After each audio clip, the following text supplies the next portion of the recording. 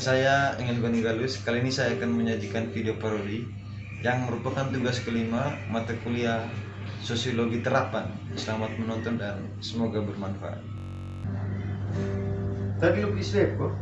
Oh, di Lili bos. Dia benar ada apa? Benar ada. Dia mau tes CPNS nih kan? Harus li. ASN dong. Tapi ngomong-ngomong soal tes CPNS nih, sekarang ke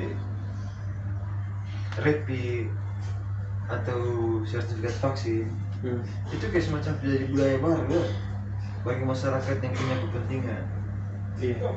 Ya tuh, mau tidak mau ketika lu sudah punya itu, lu sudah bisa dilayani. Sudah menjadi apa namanya? Identitas. Ya, identitas baru bahwa saya sebagai masyarakat yang taat pada negara, jadi saya harus divaksin, saya harus di REPI.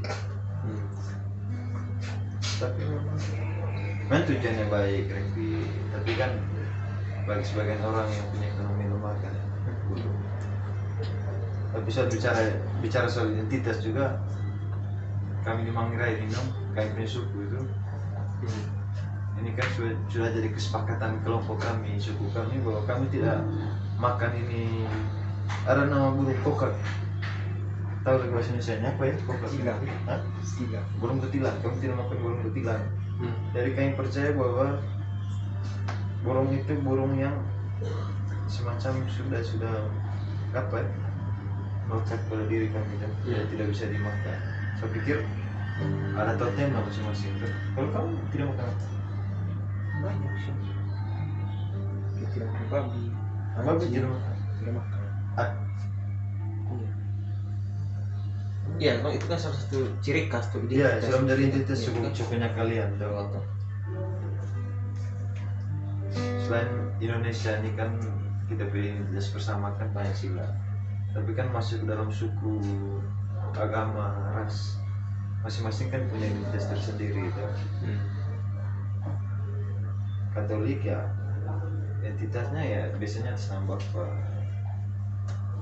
Tapi kalau mau identitas nih, kalau kata ngomong Indonesia dalam skop luas ya, identitas kita orang Indonesia ini kan dikenal dengan karakter bangsa kita yang sopan santun, ramah, gotong royong, itu salah satu bentuk identitas sebenarnya. Tapi kalau sekarang kalau kita bicara identitas seperti itu, kayak sudah pudar dan itu jadi masalah atau jadi problema internal bangsa kita, karena masuknya budaya barat, masuknya globalisasi akhirnya mengikis kebiasaan yang tadinya itu jadi identitas kita berubah jadi identitas baru. Kehidupan kita tuh lebih ada jarak ya seperti itu lihat. Mungkin ya memang ini bagian dari perkembangan zaman, tapi masalahnya terkadang kita kurang kritis menerima budaya-budaya luar sehingga identitas asli yang kita punya itu justru memudar. Seperti sopan santun. Beda kalau kita lihat Jepang tuh kan walaupun perkembangan zaman mereka tuh tetap budaya sopan santun itu tetap ada. Tapi justru di kita ini ya identitas itu jadi apa ya, sudah jadi baru lah. Kita sudah berubah lah, identitas kita sudah berubah, tidak jadi ciri khas lagi sebagai Indonesia yang dikenal luas. Ya, gitu. Tapi sekarang setahu saya atau mungkin pikiran saya sih bahwa kita sekarang sebagai masyarakat yang suka memuja, suka mencari sensasi. Ya, efek dari perkembangan teknologi, ada salah satu orang public figure yang buat sensasi, kita hujat. Sebenarnya itu kan bukan budaya kita sebagai masyarakat Indonesia. Apa salahnya kita beri teguran atau beri masukan untuk bisa diubah di hari-hari berikutnya. Tapi sekarang ini justru kita lebih mau dikenal banyak orang dengan cara-cara yang ada yang sampai telanjang di pinggir jalan. Itu kan semacam apa ya, bentuk sensasi yang sekarang sudah perlahan menjadi budaya sih, perlahan menjadi identitas bangsa Indonesia. Ada banyak artis luar negeri bahkan yang TikTok itu dari Filipina atau Thailand yang dihujat, atau Dayana Filipina ya siapa itu, atau Dayana dari apa itu kan dihujat, seolah-olah dikenal luar, bangsa luar, oh Indonesia itu suka menghujat. Padahal kan dulunya Indonesia ini orangnya termasuk masyarakat yang ramah, masyarakat yang baik lah bagi orang luar. Sebenarnya juga perubahan kultur atau tradisi itu bukan dikibatkan oleh westernisasi atau gaya kebarat-baratan. Yes. Perubahan sebuah kultur atau tradisi itu dapat berubah karena kepentingan masing-masing pihak. Misalnya kepentingan saya cari sensasi dengan berperilaku seperti ini itu ya karena saya mau naik rating. Ya. Akhirnya budaya-budaya lama itu hilang. Nah, dari dia buat begini ketika dia naik rating, nah dia punya fans otomatis kan buat seperti itu juga. Iya. Apa namanya? Karena kita berperilaku sesuai idola kita. Iya toh. Semacam orang-orang Indonesia yang fansnya artis Korea, kadang bahasa asli itu dihilangkan sudah menjadi yang semacam selamat siang, annyeonghaseyo, itu kan sudah menjadi identitas baru yang memang mau mereka apa namanya kayak membudayakan itu sehingga menjadi salah satu apa ya tren di kehidupan kaum muda sekarang itu. Padahal kan kita masih punya bahasa daerah, bahasa nasional. Apalagi budaya-budaya kita tuh identitas yang seperti itu tuh sudah hampir tidak ada lah. Anak muda tidak lagi banyak yang apa ya menerapkan hal-hal seperti itu. Sudah masuk budaya baru itu ya miris sih sebenarnya. Itulah bedanya negara maju dengan negara berkembang. Kalau negara maju itu dia berinovasi, kalau negara berkembang itu hanya ikut-ikutan. Ya. Kalau yang negara maju buat begini ya dia ikut begitu. Paling sebenarnya yang dia ikut itu ya hasil ide atau gagasan dari negara-negara maju. Jadi untuk kultur juga ya ikut saja. Tapi kan sampai saat ini kan pemerintah masih semacam mencanangkan program untuk kembali ke art istiadat, atau kita harus melestarikan kebiasaan dulu sesuai art istiadat, baik melalui pendidikan atau pelatihan workshop dan lain sebagainya tuh. Tapi kan memang saya pikir kita sebagai generasi muda ini kan apatis sekarang dengan hal-hal seperti itu.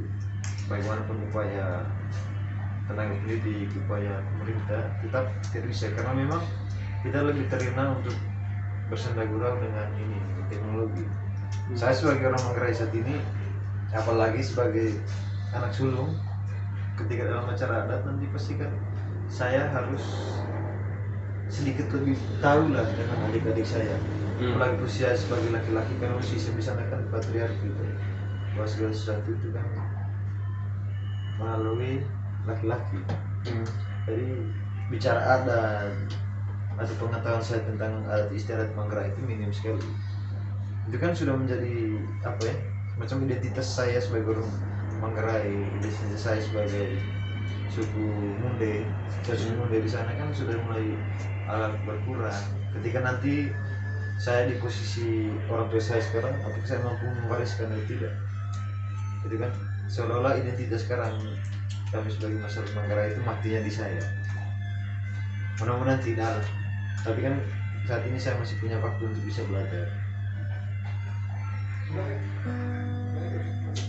Tapi bicara soal identitas kita sebagai masyarakat Indonesia, apalagi identitas nasional kita itu kan apa namanya lambang Pancasila, Persatuan Indonesia dan lain sebagainya itu kan seolah-olah identitas saya sebagai lambang. Itu bagaimana bukannya?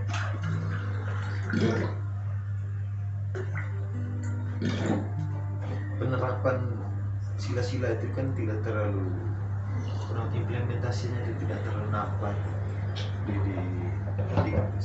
di situasi sekarang ini. Masih banyak masyarakat yang terpinggirkan, masyarakat miskin, hak asasinya tidak terpenuhi, orang kaya semakin kaya gitu.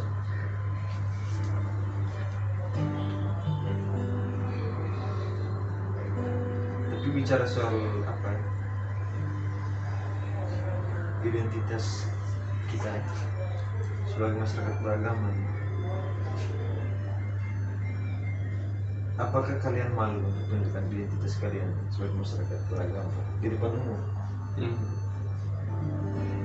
Kadang ketika makan tuh ada yang tidak mau tata salib. Lalu pernah tanda malu untuk tunjukkan bahwa lu punya identitas agama?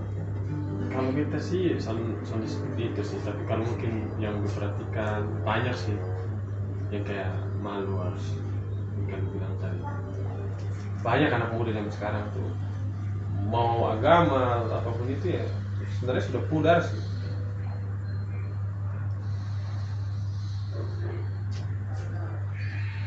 Tapi kan banyak orang sekarang ini apa ya, semacam dengan tameng begini bahwa saya tidak mau menunjukkan saya Katolik atau saya tidak mau menunjukkan saya Islam ketika saya duduk di tempat ini.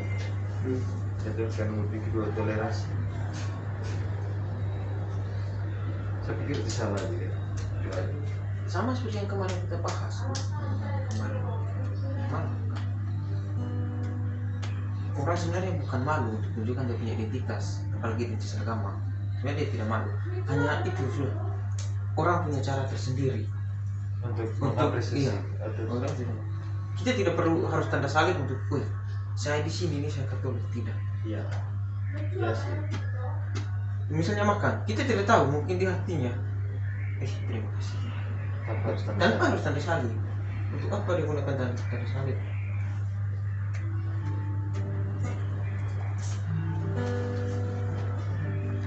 Banyak juga yang semacam pakai atribut keagamaan sebagai simbol keagamaan, tidak punya rosario, yang Islam punya mungkin tasbih, itu kan menjadi identitas tersendiri yang memang harus kita hormati, harus kita hargai di tengah keberagaman kita sebagai masyarakat yang heterogen, masyarakat yang beragam. Mudah-mudahan identitas kita baik menurut suku, agama, ras itu kan tidak di apa namanya dipercundangi oleh kita masyarakat sebagai masyarakat yang egois yang bilang bahwa kita identitas kita itu hanya satu. Kita harus menghargai bahwa kita punya identitas yang beragam. Mudah-mudahan sampai saat ini masih ada, sehingga tidak ada yang fanatik baru harus semacam mengkatolikan Indonesia, mengislamkan Indonesia, menghindukan Indonesia, atau semacam memanggaraikan Indonesia gitu. Mudah-mudahan di generasi berikut, di generasi sekarang masih ada yang berpikir bahwa kita berbeda tapi tetap satu. Terima kasih, bro.